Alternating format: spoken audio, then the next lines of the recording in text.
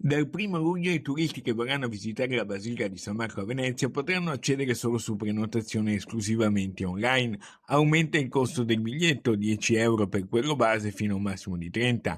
Anche il semplice biglietto base comprenderà l'accesso alla Basilica di Torcello e alla parte museale del seminario. Grazie a questo aumento sarà garantita l'apertura continuativa di 40 chiese del Patriarcato, oggi chiuse completamente o parzialmente. Si creeranno anche nuovi posti di lavoro. Questa è la grande novità. Non dovranno più fare code, saranno certi di poter entrare nella loro programmata e quindi tutto dovrebbe avvenire in modo molto più rispettoso per la città e per le persone che ci visitano.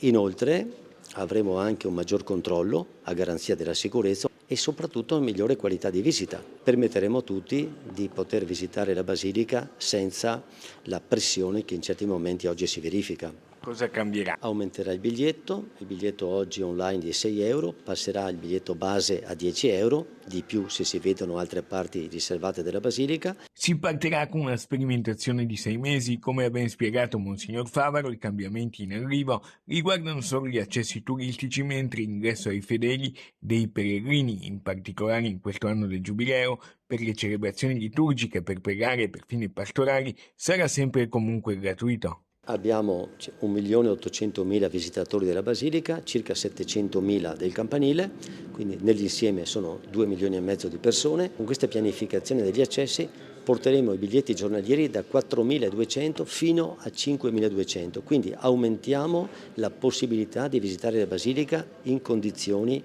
più rispettose